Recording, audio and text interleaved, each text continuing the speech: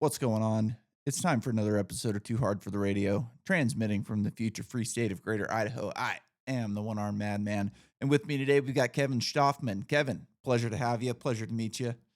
How we doing? Thanks for having me on, man. Ah, Very excited. absolutely. Like I said, I'm not really sure what we're going to talk about.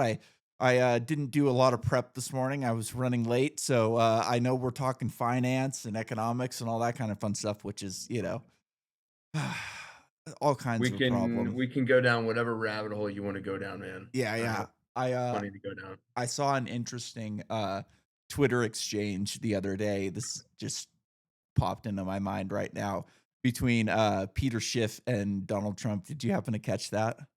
No, but Oh I can yeah. imagine. Yeah. So like I guess Peter Schiff went on Fox and Friends and was talking about inflation and prices and all that kind of stuff that Peter Schiff likes to talk about. And like I'm a Bitcoin guy, so I think Peter Schiff is right about like 99% of things and then just has this Yeah. blind spot for Bitcoin, but that doesn't matter for this like specific, interaction.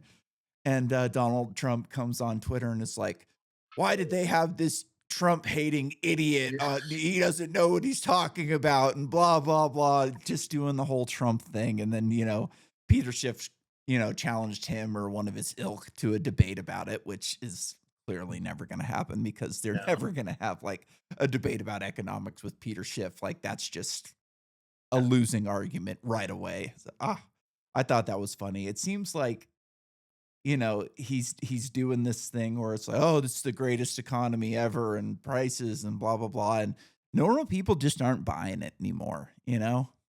I think we've all figured out that, tariffs are just taxes in Yeah. another name. Yep. Uh, and I'll say this, look, the meme coin stuff aside, where he basically ran a grift and got a bunch of people to buy something of no value to support him. He has been helpful, at least indirectly, to like the world of crypto in general, Oh, yeah. to move regulatory bodies out of the way and say, look, like let's just make it a competition, right? If we're supposed to do right by the American people, let's let the cryptocurrency ecosystem compete with the traditional finance system and then everything in between, wherever you're going to put stable coins, and let's see who wins.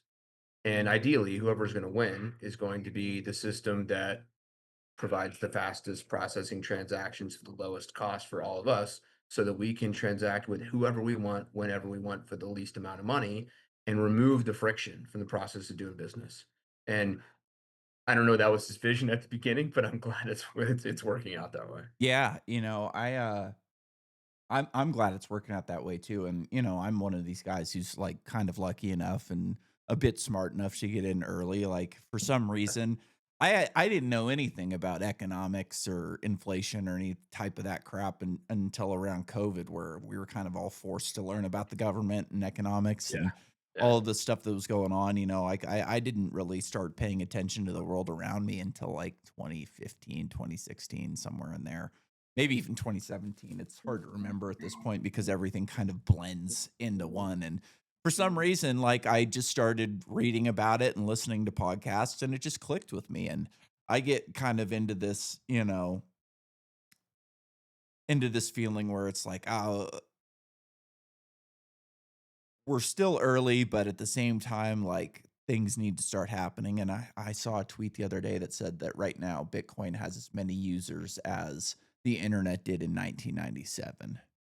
Which is a crazy stat, like, every once in a Yeah. while, I'll see something that kind of knocks it back into perspective and, like, shows us how early we actually are. I saw another video recently where a guy was at this just old mini mart somewhere in the middle of nowhere, Texas, and he's, like, showing all these Visa signs and Apple Pay signs and stuff on the windows, and he's like, "Our stickers aren't even on the windows yet." Like, that's how early this is the stickers aren't even on the windows. But it seems like in the past, year, 2 years, like, the institutional, investors have really changed their tune in a lot of ways. Like, one of the more frustrating things about it is, like, I don't know. I don't pretend to know if we've hit the top or if we're still gonna top out in 26 or 27 and the 4-year cycle is broken. Like, I have no idea.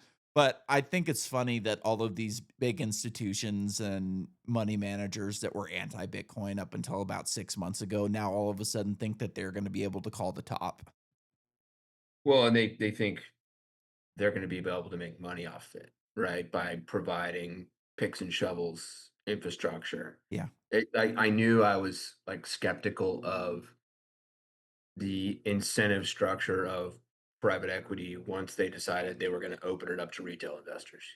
I was like, "Oh, so what you're saying is, like, all your asymmetric information's out of the way, institutions aren't giving you as much capital as you were, and you need to raise this new $5 billion fund, so now you're gonna offer it out to mom and pops, and I'm sure the fee structures are gonna be atrocious, but you're gonna do it under the auspices of, look, we're opening up this new model to the everyman." And I'm like, okay, well, I hope the everyman's reading the fine print on, what you're gonna charge them.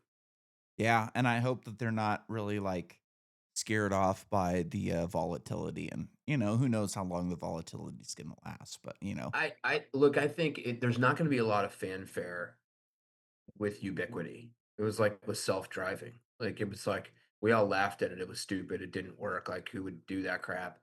And then just kinda slowly, over time, couple cities started using Waymo cars, and, like, I didn't see it coming, and then now, like, it's in 15 cities, and it seems like it's a no big deal if you, like, you're leaving someone's office building, you're going to another other office building, there's no driver in the car. Like, the first time I did that, I was freaked out.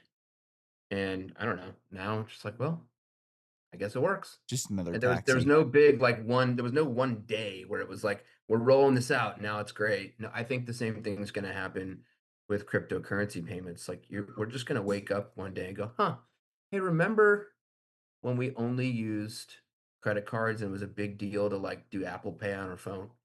And now we have we have a regular wallet, we have bank accounts, we have crypto wallets, and it's all just commingled and we like almost don't know the difference. It's just going to seem like just part of our everyday life. Yeah, it's weird, like, I was a bartender for a long time before I got hurt. I, got into doing electrical line work when I got hurt, but, Ooh. before that, like, I was a bartender for on and off for 10 years, and Yeah. I operated on cash. I brought tips home with me every night, and I'd save it in a safe and carry cash on me, and almost never use my bank account for the most Yeah. part, and this was up, Yeah. up into, like, 2014, 2015, essentially, where I was operating fully on cash. Now, like, I still bring in cash every month because I rent rooms out and stuff like that. So I bring in cash every month, but I never carry cash with me anymore. I Yeah. have the option to do it. I just don't. I use my card or I use my phone. I don't really use the phone as much because it's just, I don't know. I don't use as much. The card seems to be but now, the card, you just tap it on the screen and you're good to go. And it seems Yeah. to be I was always one of these people that kind of feared, like, them phasing out cash for one reason or another, and I still think it's a bad idea to do that, but at the same time, like, it's a better direction to go with, like you said, like, easier transaction, making things faster, cheaper, easier, and, Yeah. like, I can imagine before I was, able to remember things in the '80s, like, using your credit card was probably difficult in a lot of places, or, maybe that goes back to the '70s. I don't really know. Like, it's before my time, but No, when I was a kid in the 80s, they had remember those carbon machines and you had yeah. put the credit Yeah. card down, you swipe it back and forth, and then the imprint didn't come through, you said start over. It takes 10, now you're mad if it takes seconds. Yeah, and you So had to we've definitely gotten to a more convenient lifestyle. yeah, you had to save all of the negatives as a business. You had to save them Yeah. as, Yeah. a customer because you gotta do your taxes at the end of the year for both parties, and it's, I remember when I was in college, they were explaining, like, the difference between cash accounting and, modern accounting, and it was like, "Oh, it seems like you went from a really easy system to a really hard system." But I think the really hard system is going to be a blip because they're gonna transfer from, like, a really hard system to an even easier system where somebody does it for you. I could remember, like, going through this entire accounting class in college and just struggling. I hated it. It didn't make sense to me. It was just one of Yeah. those things It where was that. it just didn't click. And, I remember thinking the entire way through, like, why am I wasting my time on this? Like, there's no way that a person is gonna be doing this in 10 years. Like, you might have to have an expert in certain businesses to, like, go over things, but that's somebody that's gonna be contracted out. You're not gonna have, like, Yeah. accountants employed to every small business or every medium-sized business in the country within 10 years. This is gonna be an automated system where it's just gonna do it. Well, and now we've almost come full circle because they're putting AI into tax planning tools and, like, now TurboTax plus AI, like, unless you're a really, really complicated business with, like, shell LLCs and Yeah. international investment, a bunch of other BS, like, you'll be able to be like, AI is gonna recommend everything for you to file your taxes. And, with crypto payments, hopefully, you'll get the best of both worlds, right? The reason we like cash is because maximizes freedom, right? You can do what you want with money. You don't have to report it to anybody. Um, and then you had this system where everything went digital, and now everything's tracked for better or for worse. And the younger generations, I think, have just made the decision that they would rather have convenience than privacy. My hope is that with crypto, you get at least a little bit of that freedom back while retaining the convenience. So hopefully, we can have the freedom to do what we want with a little bit more privacy, but without the downsides of a bunch of friction that we had to deal with that in the past. Yeah, I it's one of those things where I don't hold out too much hope for privacy being a big Yeah, yeah, factor in the future. It seems like you said, like the younger generations don't really care about it and don't really even yeah. understand why they should care about it, and a lot of reasons. Like, I really hate that line. It's like, well, if you're not doing anything wrong, what do you have to hide? And Yeah, it's just, come on, you know? yeah. My cousin, she's 17 and, like, applying for college for next year. And I was like, "Oh, so you what kind of car are you driving?" He's like, "Car? No, I don't have a driver's license. I just Uber everywhere." And I'm thinking, man, like, one of the greatest days of my life was my birthday when I got a car. And, like, I just got to go wherever I wanted to go, whenever I wanted. I have to answer anybody. Like, now, like, people her age, they're like, "Eh, then I gotta learn, I gotta take a test, and then I gotta maintain it, I gotta fill up with gas." I just get on, click a couple buttons, and someone comes picks me up, takes me wherever. Yeah. Like, I get it. Like, I understand the short-term convenience. I don't know.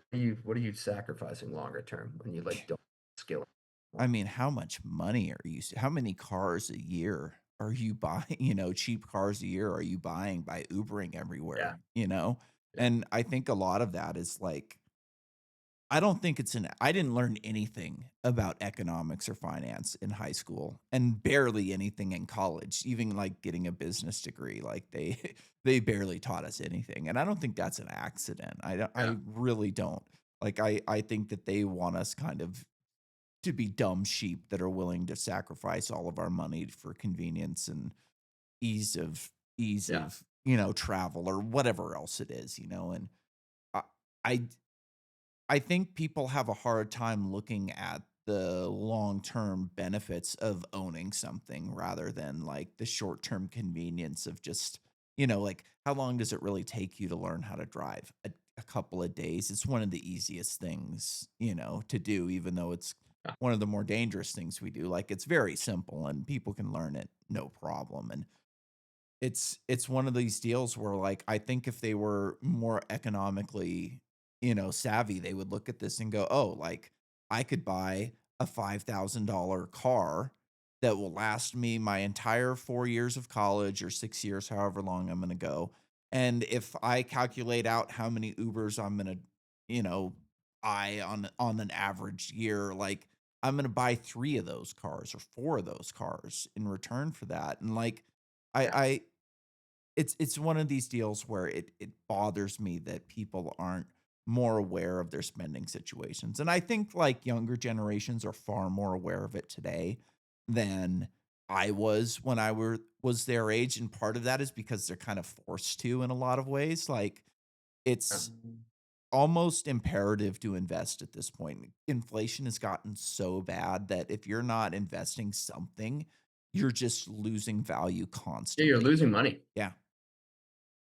Yeah, inflation's a bitch. And I my day job, it's running a real estate software company. So a lot of our clients, they're always thinking about where to put their money and how correlated are real estate buildings and real estate portfolios correlated with liquid portfolios, and how much should they be spreading that money around? Like, what money do they want to invest that they can easily access if they need it, but their rate of return might be a little lower, versus something that they're going to have to put away and they really just physically cannot touch for years because it's illiquid until they sell the asset, but it's inflation hedged, it's tax friendly, and it likely in some cases can outperform the markets. And so, like, how do you determine what mix Mhm. is best for access to your capital when you need it versus growing your wealth longer term? Yeah, that makes sense. That's one of the nice things about cryptocurrencies is they're a great hedge and they're also very liquid and very easy to use, Yeah. and it's super easy to convert back into cash if you want to. It's so hard to time it though. Yeah. Like I know a lot of people that definitely smarter than me, more degrees than me, more training and experience than me, and yet, man, if you're following crypto volatility and you're trying to time when to get in, when and out, it's almost like betting against the house at a casino. Like, you're gonna lose. So you kind of, when you're buying crypto, you almost need to have the same longer term conviction that, like, look, this particular set of coins I'm buying, whether it's Bitcoin or Ethereum or stable coins like Tether, like, am I gonna use this stuff longer term, and will I be able to sell it later, like for my kids' college? Okay, then I need to, like, put my head down a little bit and not pay attention to the ups and downs. Some people will massively crush it. They'll make a lot of money, but just as many, if not more, people will, like, lose everything if Yeah. they try to play that game. Yeah, I have no idea if we've hit the top, if it's gonna keep going. Like, Yeah. it's just beyond me. I don't know how to read charts, and I don't Yeah. know that the charts sometimes tell the full story even, and it's yeah, like I don't remember who the guy is. There's some, like, famous short seller, yeah, like, he basically just bets on stocks to go down, and the meme is like, Michael Burry. this guy has successfully called 450 of the last 100 recessions. Yeah. Yeah. That's like Yeah, that might be Michael Burry, I'm not sure, you know but what? yeah, Yeah, actually, that that's a makes good, yeah. yeah, Who, by the way, just like, he just shut this hedge fund down and gave his money back to his investors. yeah, which is crazy. I don't I know know. what to make of that, right? Like, Yeah. it's creepy. Yeah, I remember hearing an interview with Warren Buffett a while back, and I don't remember when the interview was recorded, but he was saying kind of the same thing as you don't pay attention to the short term. Like, the short term is not how you make money. The way you make money is on a couple of very well timed buys and sells. And Yeah. he waits a long time to buy and sell. And he's made most of his money with a couple of big moves, and he's more timing like the business cycle rather than whatever's going on in the daily or the monthly or the yearly charts within whatever he's investing in. Like, he's waiting for the recession to get in, and Yeah. I've got an uncle that made a ton of money in '08. Like, he had some money set aside. He saved all of his money rather than spending it on bullshit like my family did. And, he bought a bunch of real estate. He bought a couple apartment complexes, some Section 8 housings, and he did very, very well on those investments because, he was able to buy. I think he bought a house like in an area in Northern California where we're from. He bought a house one day. He bought it for cash at an auction. He paid like $140,000 for it or $120,000 for it. And if you go to that neighborhood today and buy Uh-huh. in a similar house, it's like $1.2 million. Damn. Just insane Yeah, how crushed it. yeah, just absolutely crushed it. And like my grandfather, his father was into the stock market and heavy into the stock market. And lost a bunch of money in 2001, lost some more, and he told my uncle his entire, my entire life that I can remember, "Oh, you're making the wrong moves. Stop buying real estate. Stop, sinking money into this gym that you own. Like, just buy into the stock market." And, he would show me all of these. He was day trading, so he'd go through his Okay. portfolio and he'd show me, "Look at how much I made today." And he'd go through and he'd show you how much he made every day. And then how, he'd lose some.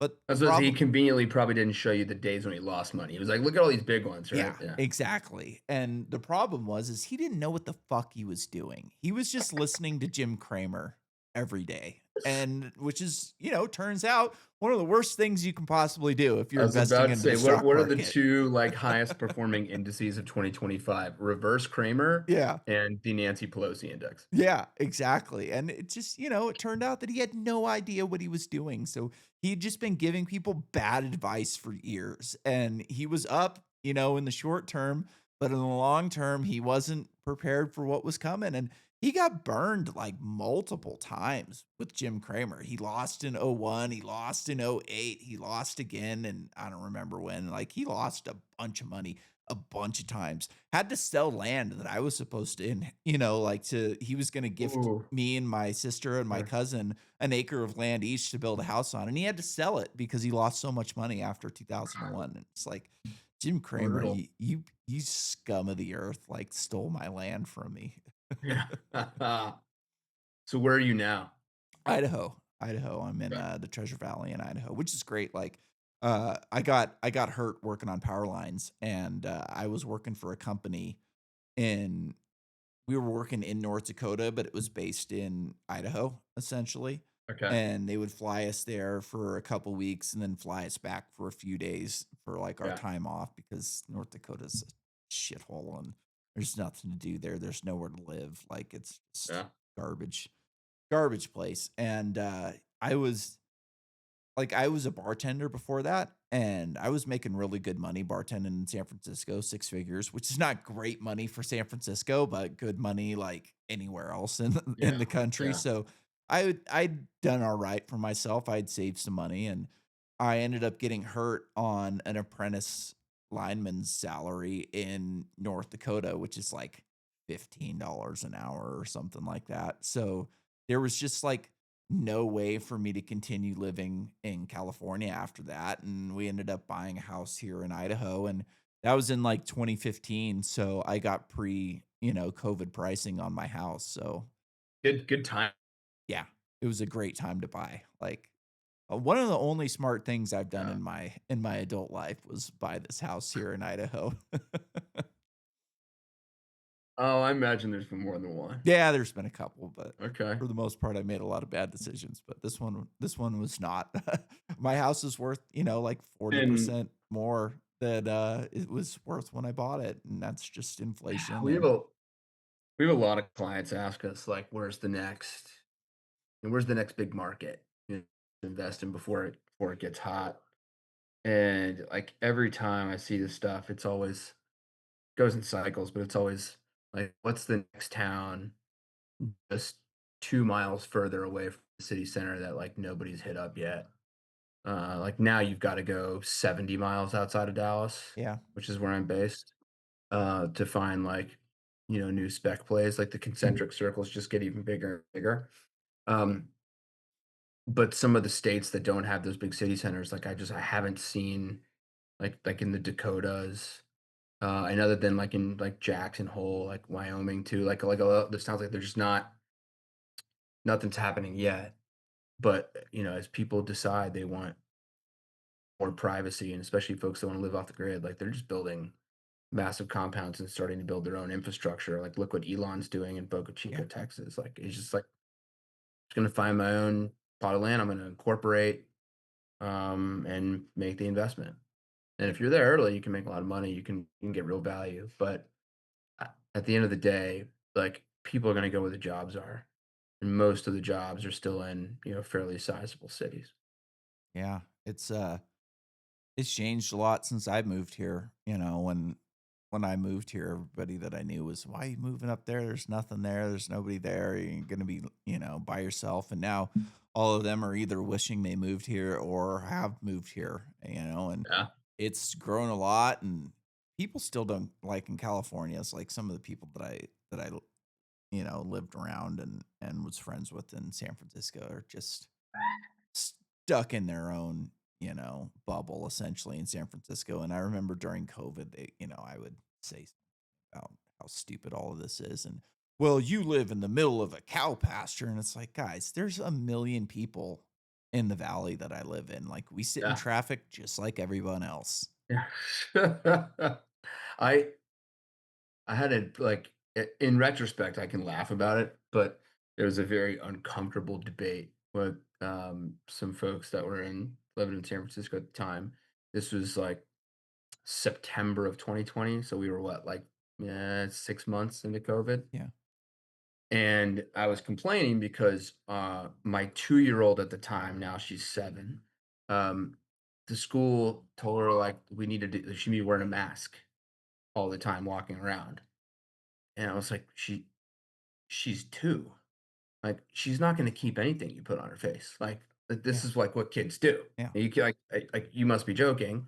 And we're 6 months into this, and, like, no one their age is getting sick. So, what gives? And these people, San Francisco, I mean, they just it was like I said a trigger word, and they went into this, "Do you not care about society, and you're killing your grandparents," and all this stuff. I was like, "No, no, no, no, no, no, no. I'm being honest about the information that's being given to me. Like, if you show me new data, I'm a data analytics guy at the end of the day. Everything about our real estate business, you decide what you do based on data. If you bring me new data that says new variant came, and that new variant really dangerous for people under the age of 10. Okay, consider my mind changed, but, like, that never happened, and they just, like, couldn't get out of their own way, like, they were the people that were like, believe science," and I'm thinking, "I am. I'm very much believing Yeah. the science that's been put in front of me. So, what are you doing?" And they had no answer. Yeah. It was more believe scientists rather than science because they were unwilling to look at any of the science themselves. They just wanted to look, and watch Dr. Fauci or whatever other Yeah, scientist was telling them what to do for that day or their governor. Donald Trump really broke people's brains in San Francisco. Like I moved to San Francisco like I had a drug problem when I was younger and I moved there to get sober, which I did. Like it was a great move and I had a good time and met my ex-wife there and I ended up like getting sober with this group of people that were deadheads, like peace and love hippies. They were all most of them were older and they were from that era and just peace and love hippies. They didn't care about politics or, sports or anything like that for the most yeah, part. Like they were into music. They were hippies. They loved everybody and they just wanted to like help people get sober and improve their lives. Like really great people. And then, yeah, I love that. left right before Donald Trump took office and there something just snapped in their brains and they turned from these peace and love hippies to just complete psychopaths, a lot of them.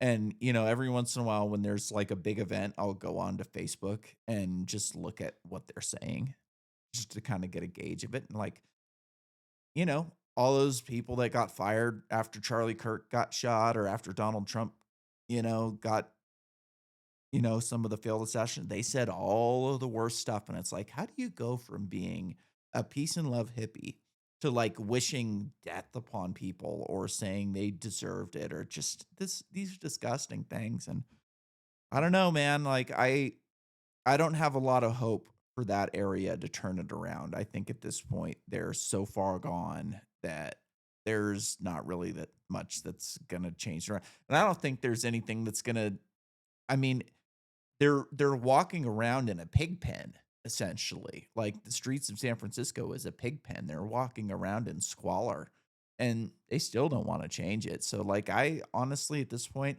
I don't know if anything what could turn this around for them, but I just don't see it. Yeah, I don't wanna be a pessimist, but I do feel like a lot of folks that have that philosophy in their life, they're spending a much bigger amount of time behind screens, Yeah. and so they're interacting with people that think and speak exactly like them, and it's like it's fomenting an environment. And when they happen to get off the screen, they're living in a neighborhood of a city that thinks the same way as the screens do, and they're not exposing themselves. It's almost like they're inoculating themselves from any other opinion that might help them maybe back up and see the forest through the trees.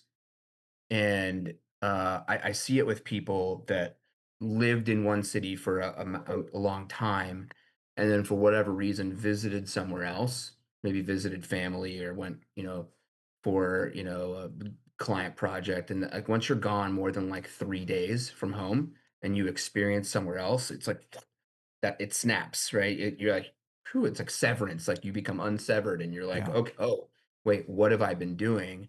And like, a lot of people do the see the light, but not as a percentage of the population that lives in those cities, and so they're continuing to get worse. But I think there is, like, a little bit of hope. I mean, I look at the new mayor of San Francisco, this guy Dan Lurie, he's trying to turn it around. Like, I think there is there's a red line in every city where like people go too far and it snaps back. Maybe we're gonna see that happen in New York. Like I could be dead wrong on Mamdani and what he's gonna implement when he becomes mayor. But if he tries to implement what he talked about in the campaign trail, like government run grocery Yeah. stores, like, I just think they won't work, and then they'll hit a red line, and then you'll snap back, like that's happening everywhere else.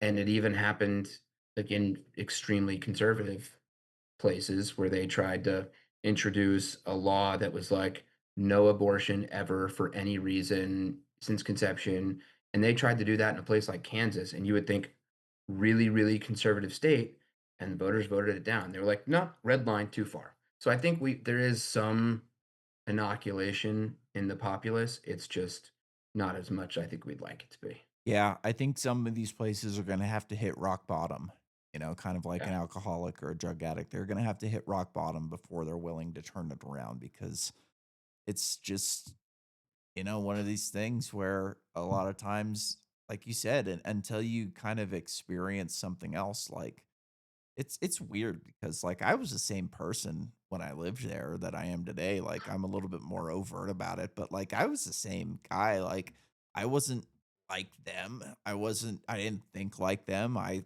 had guns when I lived in the city. Like, I yeah, was the same guy, and, they didn't care back then. Like I said, they were peace and love hippies, and then today, if I would were to move there, none of these people would talk to me just based yeah, off of, a one conversation with them about politics or whatever. They would completely write me off as a lunatic, which I think is sad.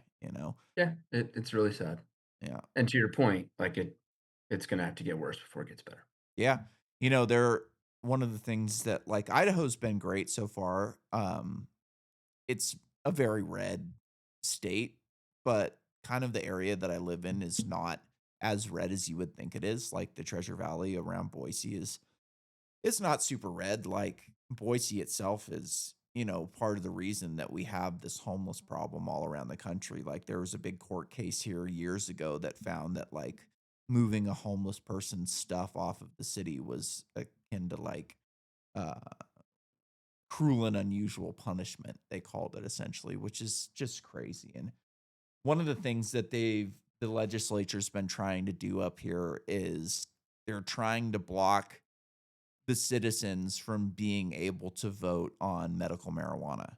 They're trying to take away the citizens' right to vote on it. And one of the Wow. justifications for it is like, our part of our job is to ensure the morality of the people that we govern. And you can't be a moral people when you're using immoral substances and like all of this type of crap. And it's like, you guys you've got a little too much rope right now. You've got a little too much power. And if you're not careful, you're gonna hang yourself with it. Because, like, Yeah, you look across the country and medical marijuana or even recreational marijuana has been a very popular voting block of people. Like it's, Yeah. and I would say that it's gone well in many areas. And of course, they're great at cherry picking data to show if, Yeah. oh, this destroyed this area, this and that. And it's like, well, no, they're Colorado's not burning down, and just because you make it medically or even recreationally legal, it doesn't mean you're have to allow people to smoke it on the streets or near Yeah. schools or anything like that. Like you can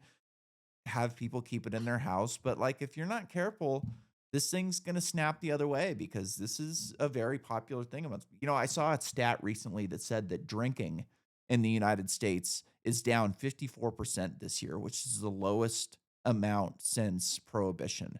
And I have to Wow. think that something to do with that is medical marijuana or Yeah. recreational marijuana. And I look at it as, as a medicine personally. Like I think medical or whatever. Like Yeah. I think a lot of people use it as medicine. Like I was at a family function a while back where my family had some friends over that lived from the area, and these are normal people. They work construction. One of them runs a dirt bike track. Like and they're all talking about this stuff as if it's a normal thing, and it's helped them in all of these different ways, and it's like, "Hey, you know, this is something that normal people care about, and if you're not careful, like, you're gonna lose because of it." I think that that's another example of we were talking earlier about you don't know when something's going to be ubiquitous. You just turn around one day and it kind of seems like it is. I think um, acceptance of marijuana, both recreational and medical, is that way. When Colorado first did it, everyone was like, "Whoa, this is crazy." And then Washington did it, and California did it, and everyone was like, "Bunch of states." And then a few years later, you turn around, and you're like, "Oh, 30 states. Okay." Yeah, I think we finally like achieved a cultural shift here. You still got holdouts like Idaho, Texas, obviously a huge, holdout, and the drum beat's getting louder here because everyone's saying, like, we're supposed to be the business friendly state, we're supposed to be the market friendly state, and we truly are, but it's kind of hypocritical to not do that for marijuana. Like, and you know, put whatever stipulations or guardrails you want on it. Like make the taxes that you charge, have that funding go to mental health, right? For the folks that are, on the street suffering from a lot of these problems that are not the result of marijuana, but like use it to your advantage. And so far, we haven't hit a critical mass in the legislature down in Austin. But there's going to be a really big battle coming because the new owner of the Dallas Mavericks, the Adelson family, which Sheldon's passed away, but his wife, who's the owner of the Las Vegas Sands empire, um, they're planning on spending billions of dollars on a new complex that's going to be not just for the Dallas Mavericks, but mixed use, hospitality, retail, multifamily apartments, office towers, a big, big development seen as a mixed use resort. And the way that that economics will pencil is based on casino gambling, Mhm. and there's a big pushback to that, and everyone's kind of they're on those like what are those betting sites, Kalshi and Yeah. Polymarket, like they're all betting like what's going to happen first in Texas. Is it going to be legalized casino gambling? Is there going to be legalized marijuana? And no one knows which is going to come first, but both are examples of economic opportunities for the state and for entrepreneurs that are here with a little bit of risk if you don't put some guardrails on it, because both activities can be addictive. Yeah. But I just think the market should be deciding and not government. Yeah. The Republican Party suffers from the same thing that the Democratic Party does in a lot of ways is they don't Yeah. have any like first principles where they look at everything through a light of first principles. They kind of just look at it as this how is this, help us or hurt us essentially. And like, the Republican Party loves to preach personal responsibility. Well, part of personal responsibility is allowing people to choose what they put into their body and what they spend their money on, and Yeah. that's just not something that like I've told this story on the podcast before, so I apologize for people who've heard this a million times, but like during COVID, I used to watch Tucker Carlson like once a week because I wanted to see like what right wing America was hearing essentially. And he had this section where he brought this liberal woman on to talk about my body, my choice, for abortion, but not for vaccines. And it was kind of like, we're gonna roast the libs for not being consistent. And then literally she goes off. There's not even a commercial. The next segment, he's bringing somebody on to talk about how evil marijuana is and why it should stay illegal. And it's like, dude, what are you doing? Like, do you not see this? And like, he's kind of a smart enough guy where I think if somebody would have sat him down and go like, hey, dude, like this is Yeah. totally hypocritical, he might step back and think about it and go, yeah, that is kind of hypocritical. But in the moment, like you're just watching, you're like, dude, like whoever's producing this show needs to put a commercial in between these two segments if Yeah. they really want to keep this lineup, because it just doesn't work. Like that doesn't hold water. If you're really talking about like being the party of principles and the party of the people, like you have to be consistent across the board. And like that's something that both parties will never be, because it's not really about the Yeah. people or consistency. It's about power. He's taken an interesting turn, Tucker. And a lot of the folks in his ilk. Um, like I never followed him that closely, but like I don't know, I feel like economically he had a lot of opinions that I'd fully agreed with that were market friendly. And he has, I mean, maybe it's not a 180, but like, he's filming those videos at a Russian grocery store saying, look how efficient everything is, and talking about how tariffs are great. And like, I don't know what happened. I don't know. I don't know what got in his ear and what's driven him that way. But I think a lot of people in Trump's camp are also becoming that way. And Yeah. I look to the right and I look to the left on the folks that are like the voices of the parties, and they're not sounding very different from one another. They might say it in a different way about what their idealistic philosophy is, right? For Republicans, it's like, let's do this to protect Americans from immigrants, and on the left, it's let's make everybody equal in their outcome regardless of merit. Yeah. But they're proposing kind of the same like anti-free speech, anti-market policies that I think are going to be kind of bad for each of us individually. And I don't know how we come out of this. Like I don't know who the candidate's going to be on which side of the aisle they're even going to be on to come turn this ship around. But like, I mean, I'm pretty nervous about 2028 and like what candidates are going to be in front of us. I don't think either side's going to be very market friendly. Yeah. I mean, what is JD Vance going to run on? Is he going to run on, hey, Trump screws you economically and he's been telling you this is the greatest economy ever and clearly it's not, and I know you're hurting, so I'm going to have to do a 180, on fiscal and monetary policy. Like the two parties differ on cultural stuff. They love to argue about cultural bullshit, but Yeah. essentially when it comes to like the big things like monetary and fiscal policy, they're the same party. Yeah. They Yeah. have the same monetary and fiscal policy. It's low interest rates, zero interest rates if possible, and print as much money as we possibly can to hand it out to our donors. Like that's the game. And Yeah. I just don't see that changing anytime soon. Money printing is an addiction that is more hardcore than heroin at this point. Like they are dead set on destroying the dollar, and like good for people that have embraced things like gold, silver, cryptocurrencies that are going to protect themselves, but that's not the majority of Americans right No. now. Like the majority of Americans in this country are living paycheck to paycheck, and they have zero money to invest in anything. And Yeah. they are going to be the ones that get screwed in this. Like the middle class is just a hollow shell compared to what it is. Like I saw something recently that said that $100,000 today is worth $40,000, in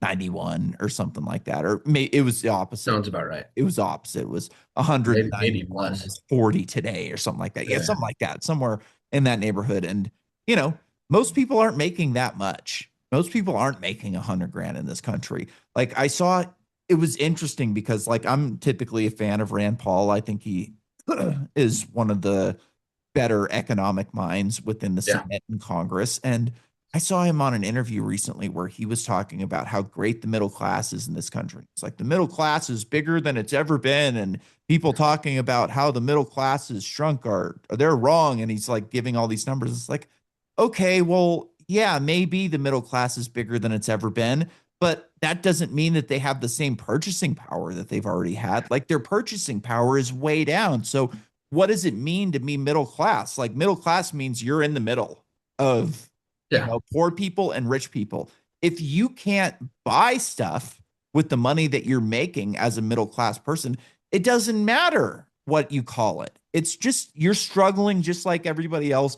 You're not struggling as much as some, and you're struggling less than others, is all it really is. So it was kind of a bothersome thing to me because like if you look around, if you talk to the people around you, like nobody's killing it right now unless you're Yeah. making, a $500,000 a year, and you still got problems if you're making that much because a $500,000 a year doesn't buy what it used to, and it's never going Yeah. to buy what it used to. It's just going to keep getting worse and worse until this thing crumbles around them like the Soviet Union did. Essentially, they're going to run out of money at some point. They're going to go, oh crap, we don't have the money to keep the lights on in these 150 military bases or whatever we have around the country. I don't remember how many military bases it is, but at some point they're not going to be able to afford this stuff because they're going to have no more money left to steal from the American people. And like I'm all for Trump getting rid of the income tax. Like, first off, I don't believe you. I don't believe that's ever going to happen. Like, it would be nice, but I think it's wishful thinking. But essentially, by doing that, what you're really just saying is like, we're never going to pay off the debt. Stop paying attention to the debt. We don't care. You know that we're not going to pay it off. We know that we're not going to pay it off. And I wish they would just at some point default or something because it's pretty clear at this point that it's never getting paid off. Yeah, I read a stat the other day. I don't know how recent this was, whether this was as of this year or last year or 2 years ago, but the interest payments on our national debt, just the interest payments, are now a bigger part of our federal budget than the military. Yeah. We're spending more to pay our debt than we are to defend the country. And at some point, debt is likely a national security issue. Because to your point, if at some point we just decide we're not going to follow through on the debt obligations, like the rating agencies have already taken action. I think S&P and Moody's both downgraded America's, debt to, it was like, double A plus. So it's like one rating down from triple A. But Yeah. even that little movement is not a good situation because when you increase borrowing costs, you increase, you know, the risk to deals for everybody. And you don't want to keep interest rates artificially low, but you also don't want to be spending more on debt than you do national defense. And Yeah. that is not my argument for increasing our percentage of GDP to national defense. I don't want to do that either. Uh, I think we should be able to do more with less. And look, AI is going to make things better for some and worse for a lot.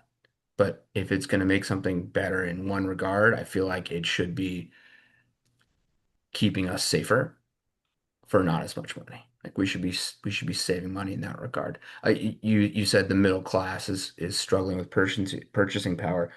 I have no idea how much worse it's going to get with AI. Like how many of those jobs are going away? Yeah.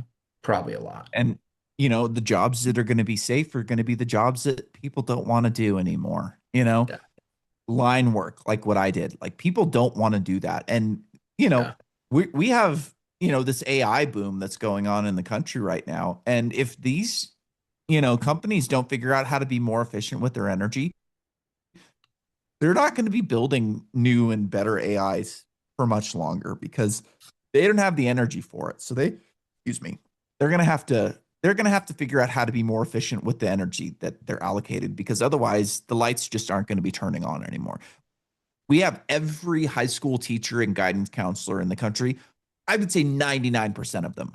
are telling you go to college. If you don't go to college, you're going to end up digging ditches, and that's worse than committing suicide. Essentially, is putting yourself into this manual labor job for the rest of your life. Where like Yep. we need those jobs. Like we have a massive, massive shortage of linemen and electricians in this country. I'm sure it's across the board in all of the construction industries, which is one of the reasons that we're bringing in so many immigrants is because they're doing jobs that Americans aren't willing to do or aren't willing to do for the price that, Yeah. I think some of them would be willing to do them if the price was right. But right now, the price is wrong because they've got people that are willing to do them for so much less than they're probably worth. And like, I don't know how much longer this college scam is going to last because most of the people that go to college aren't using their degrees. They're driving Uber or doing other Yeah. service jobs at this point, and a lot of them are getting worthless degrees to begin with. And like the most successful people that I knew in San Francisco that went to college didn't learn a lot in college. What they did was they gathered a group of people. It's just like any job. Like it Yeah. doesn't matter if Networking. you're working at a bar or for a construction company or for Goldman Sachs. It's not about what you know, it's about who you know. And they were able to build relationships within college that, took them out. Like I knew a lot of Persian people in San Francisco, and most of the businesses they started, they got funding from other Persian people because it was their families that Yeah. people that came over here with a ton of money after, the crisis in Iran, and they were able to invest the money here and they kept investing in their friends' kids and grandkids. And like that's where they got the money for their companies.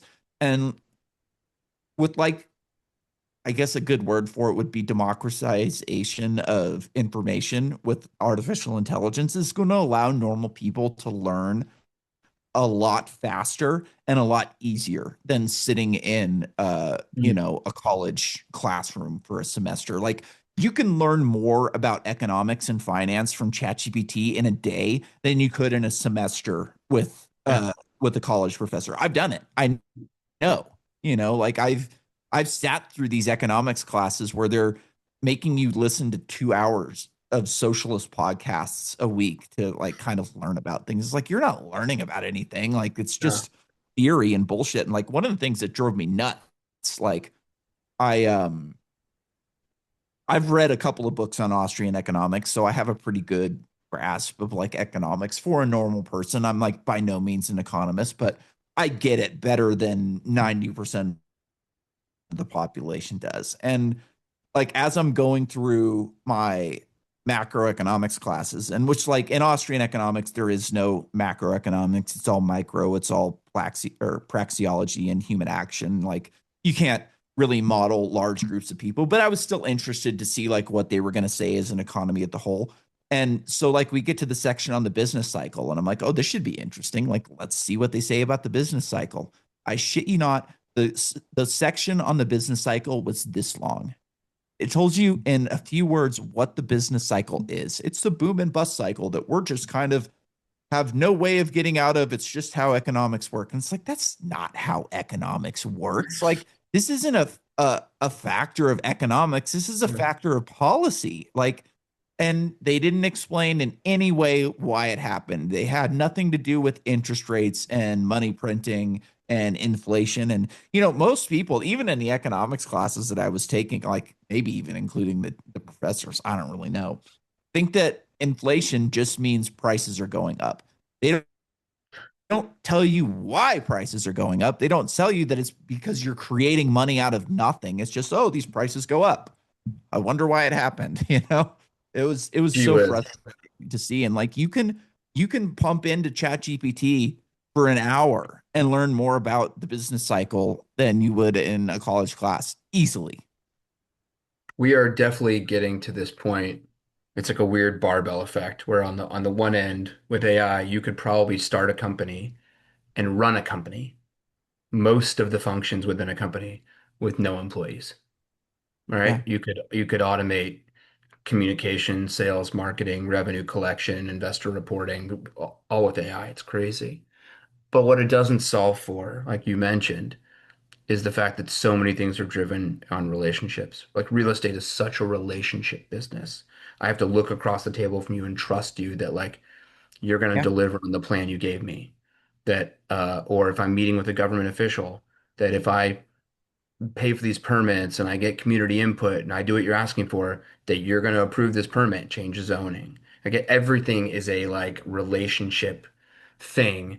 And I think for a long time, AI is not going to solve that problem. So there's some hope and I think that's kind of the reason to go to college, right? Is to build Yeah. your network. The question is, do you really need 4 or 5 years of it, right? Or do you need something that could stand in that costs a lot less money for that networking environment that allows you to build a bunch of relationships and accomplish a goal together that is the same? I don't know. I don't actually know the answer to that. I think there's a really interesting experiment going on in Austin.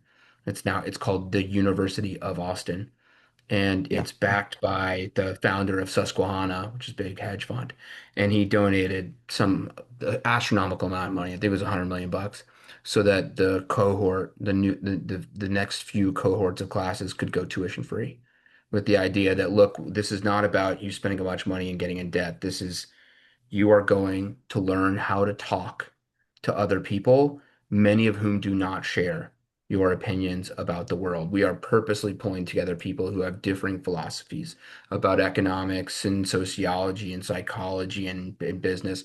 And like, we're going to help y'all become more resilient human beings, figure out life when you get out into the real world. And I love the idea of that. I don't know how you do that at scale, but I think that's an interesting experiment that he's running.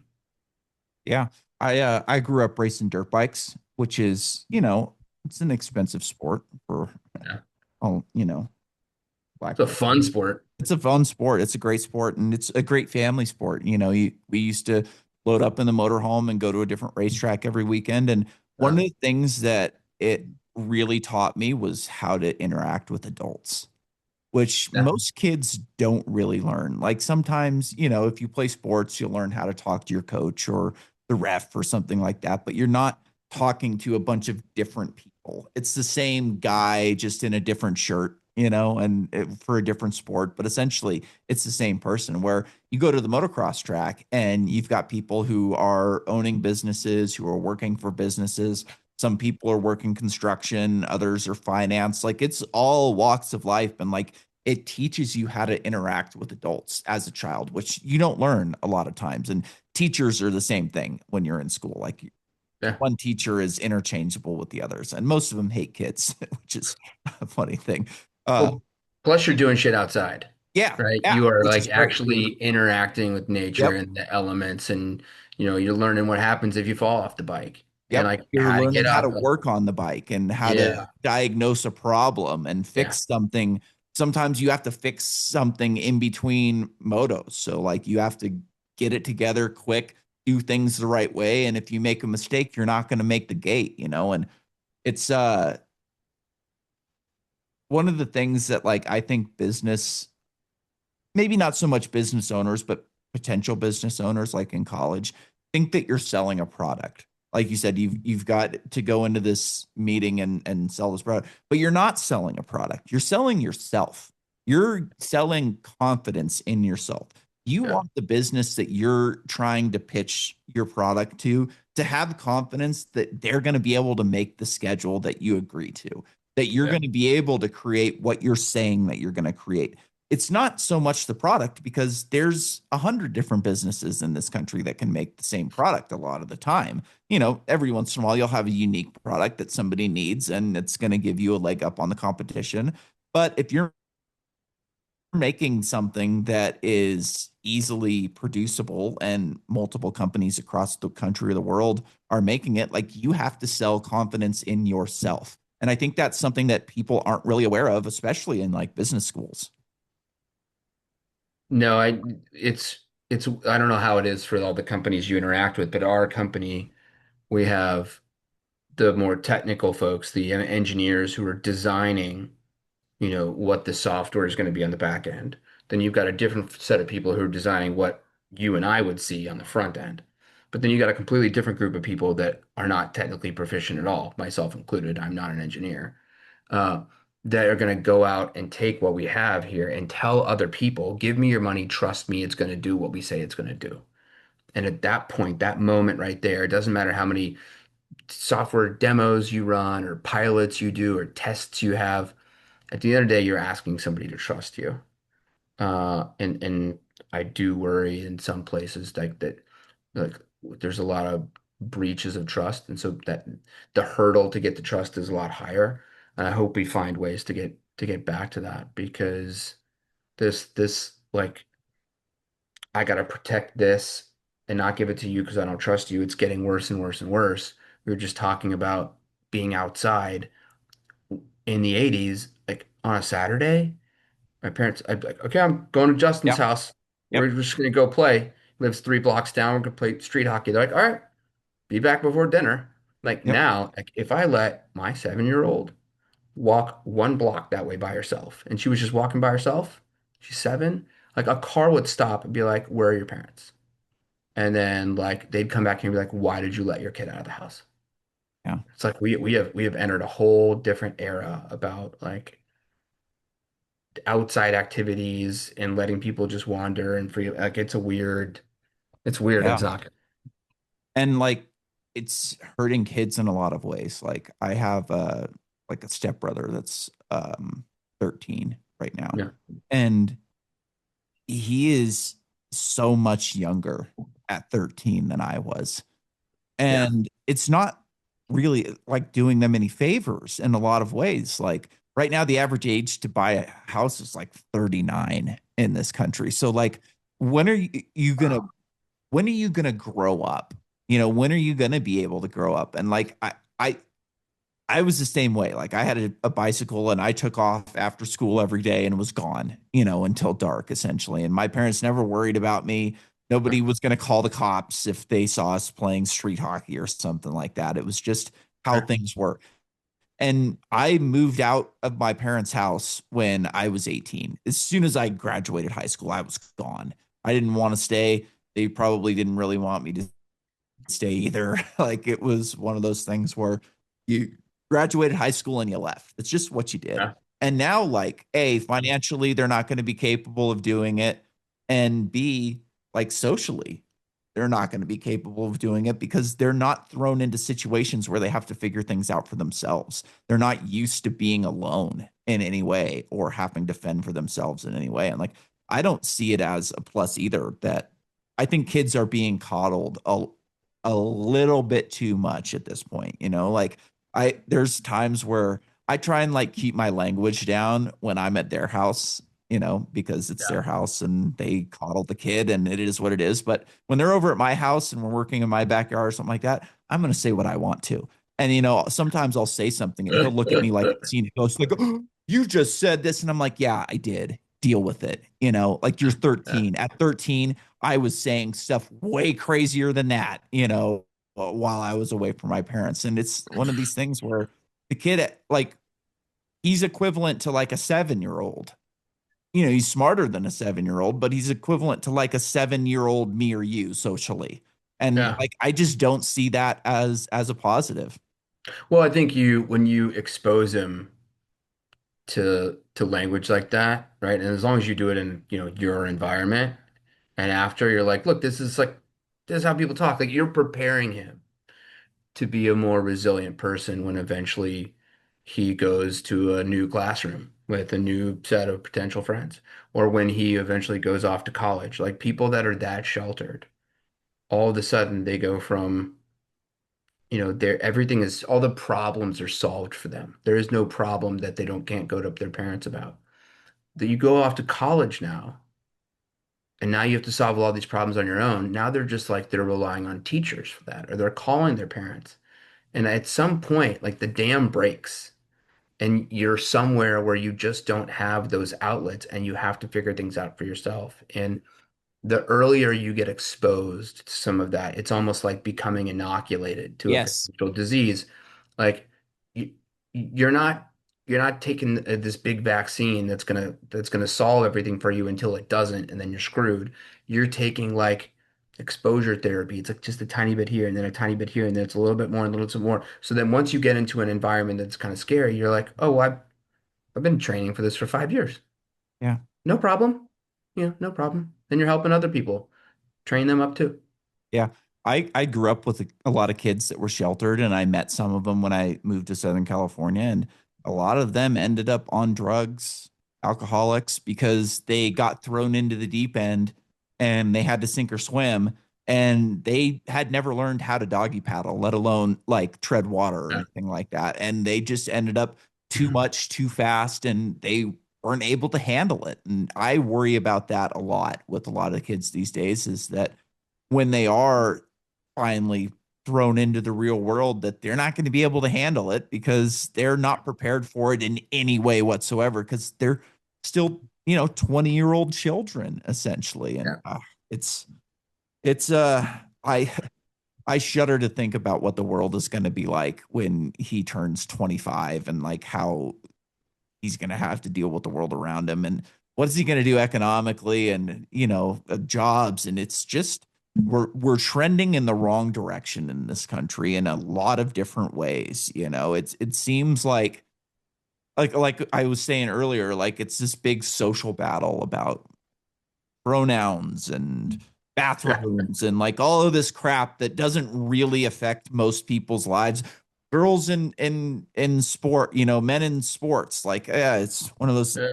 It barely affects anybody in the country. Like, the real problems are financial, and this is just a way to mask people and hide the real problems from them. And until we have some actual accountability by somebody at the top that understands it, like, here's something that bothers me. You can't tell me for a second that JD Vance doesn't understand economics and fiscal Oh yeah. policy. Yeah. Yeah. Yeah. He Yeah. gets it. He's a smart guy.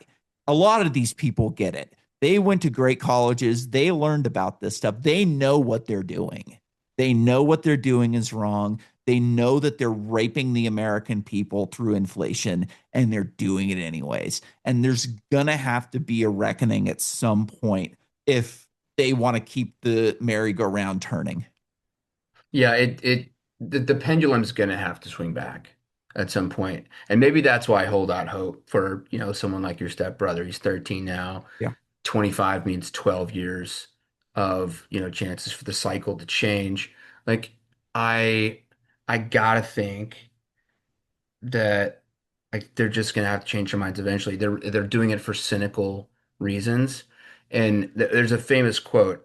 I don't remember if it was Bill Gates or some other tech person that said we constantly overestimate how different a particular technology will make our lives within 2 years, but we always underestimate how transitional a technology will be 10 years later. And so I'm hoping that like that's the same with all this fiscal policy is we've been saying this is bad, it's never going to change without thinking, okay, we're going to make incremental policy improvements somewhere in some places that get seen as the right way to do things that scale up. And so 12 years from now, like we're in a much better spot. But like you said, like it has to crash before we do that. And the stock market's just been going like this and going like this. You saw a tiny little bright spot when on I don't remember what day it was. Trump called it Liberation Day, right? He introduces the tariffs and everything goes to shit. I mean, the stock markets crash, bond markets crash. Everyone's freaking out like, you actually did it? Are you joking, you idiot? This is the dumbest thing ever. And then like 24 hours later, he was like, well, maybe we'll do like a 90-day hold.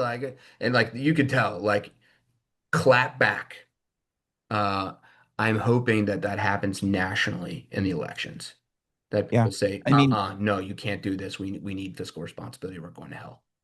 he's selling this tariff policy to normal people as if foreign countries are just writing us billion-dollar checks to Yeah, sell their policy, my God. to sell their products. And people are buying it. They don't, like you said earlier, like, it's just a tax on American businesses, and they don't realize it. Like, the Yeah, business owners sure realize it. They see how much more it's costing them to import products. Like, I was, my grandfather does sweatshirts. He makes sweatshirts and t-shirts mm, like that. yeah, And I asked him the other day, I was like, how's prices on these? Like, it's up, tariffs, inflation, it's all up, and Yeah. a sweatshirt that I could make for $5 2 years ago is $7.50 today. And that's massive. It sounds like a small number, but like people's wages aren't, going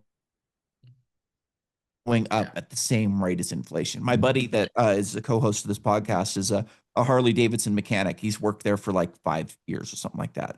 And we were talking about, economics the other day, and I was like, I would bet money that the price of a Harley Davidson has gone up at the rate of inflation and your wages have not. So Harley's making more money. The government's able to steal more money. The only person in this equation that gets screwed is you, because it this I remember getting in an argument with somebody. This is a couple of years ago.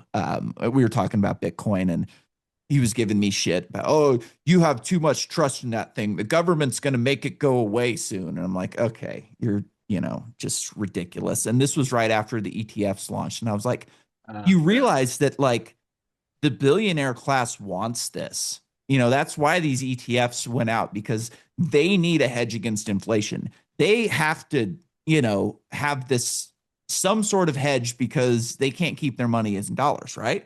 It's like, Yeah. well, blah, blah, blah. And I'm like, wait a minute. Who do you think is actually in charge in this country? Do you think it's the government, or do you think it's the billionaires? Well, clearly it's the government. The billionaires hate paying taxes. And I'm like, dude, I don't know.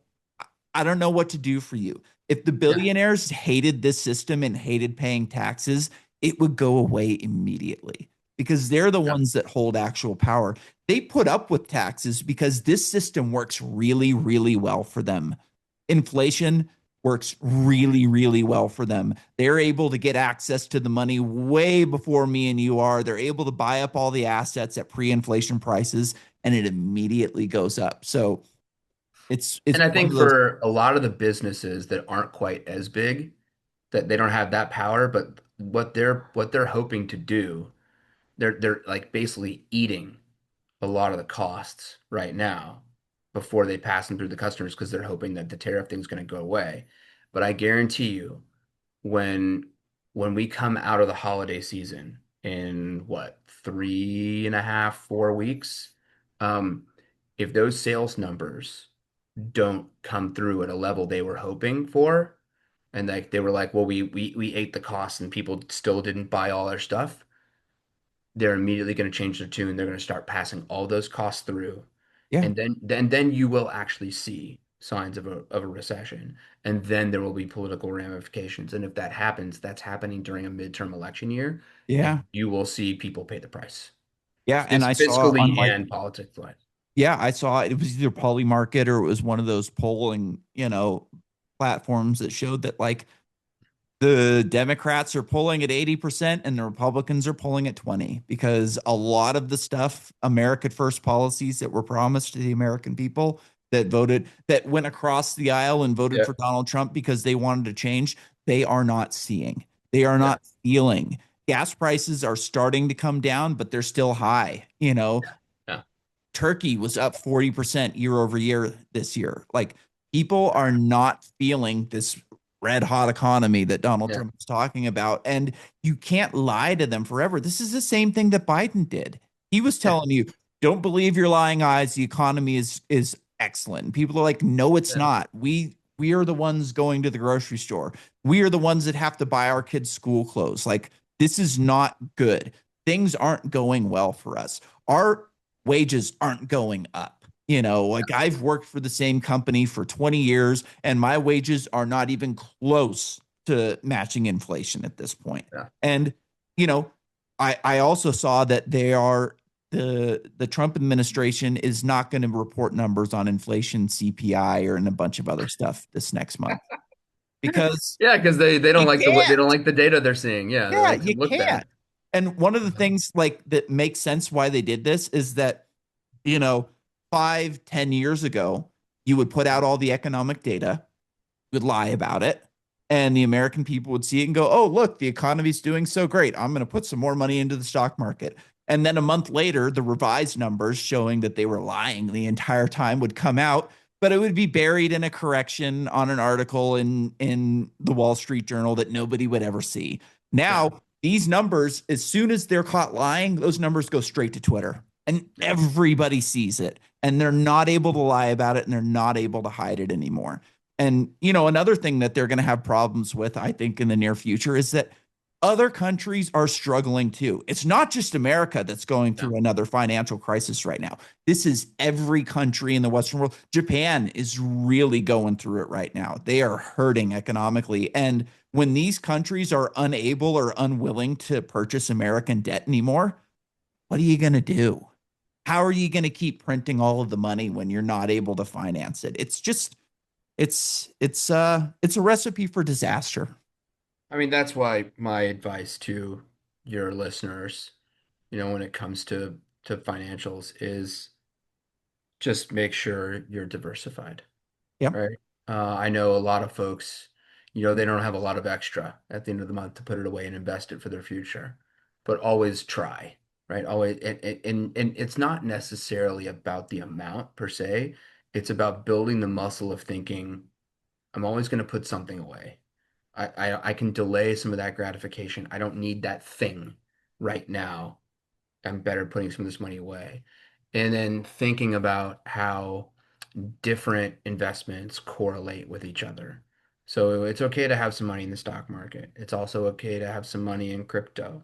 It's also okay to have some money in real estate because these things don't act in concert, and they kind of level each other out. Um, I've got to jump to an event in a few minutes, Yeah. but Sorry, uh, I was just going to tell you that I yeah, lost track of time. it's all We were good. going And good, and I totally the lost track of yeah. time. The last piece of advice I would give, because there's a bunch of free tools out there, is for folks to become more proficient with AI in the way that you interact with these engines. They're becoming basically the new search engine. So instead Yeah. of going to, the next time you get online, you have a question, instead of going straight to Google to search for something, ask it to an LLM model. Yeah. And you could use ChatGPT's free version if you do most of your if you have a Gmail account and you store most of your documents in like G Drive, use Gemini because Gemini will look at your mail and look at your docs and give you recommendations and advice. If you're someone who's putting together financial models for small businesses, like use Claude, it's owned by Anthropic. Like just become more proficient at Yeah. having these back and forth conversations with AI and think of that as almost like just a really smart person.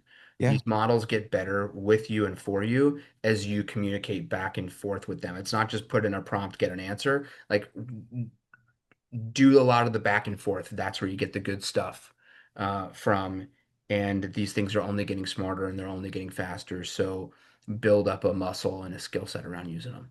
Yeah, and I always tell people that I don't search anything on Google anymore. I use Google for product searches if I'm looking to buy something Yeah. that they don't have on Amazon. But essentially, like I use ChatGPT or Grok for damn Yeah. near everything, especially research based. And I tell people that you should practice talking to it on something that you know a lot about. So you get used to prompting it, and especially like Yeah. so, like I'm into dirt bikes, so I'll have a conversation with this thing about dirt bikes and dirt bike racing and mechanics, Yeah. like suspension settings and stuff like that, because it teaches you how to prompt it correctly and give it the information that it needs to give you the right answer. Because a lot of times I'll have a conversation with it about something that I don't know a lot about, and it's hard for me to really know if it's telling me the truth. But when you do it Yeah. on something that you do know a lot about and you go, oh, I asked it this way and it gave me the wrong answer. But if I asked it this way, then it gave me the right answer because I gave it more information to work with. And I think that's a good way of practicing. The one thing that I'll leave you with this, the one thing I've learned that's been the most valuable AI tip is if you want to get a complicated answer to something, uh, ask the AI model what you're trying to answer and then tell it, ask me some questions that would help you give me the best answer. And then it'll spit out a bunch of questions to you. And then Yeah. you go answering those questions back to it. And you have this back and forth conversation. And then finally, it will give you a recommendation. And it's pretty freaking great. That's a good idea. I've never It, thought of that before. I like that. it helps a bunch, and it takes probably 5 extra minutes of your time. It's not like a massive thing. You just, Yeah. 5, 6 questions, boom, boom, boom, get it back and Yeah. forth, and then it will save you hours every time. Yeah. Help me help you. Yeah, Awesome, Kevin. Well, it's been a pleasure talking with you. Sorry to keep you long. It was all good. bad. It's great. Take care. All right. Thanks for listening. Have a good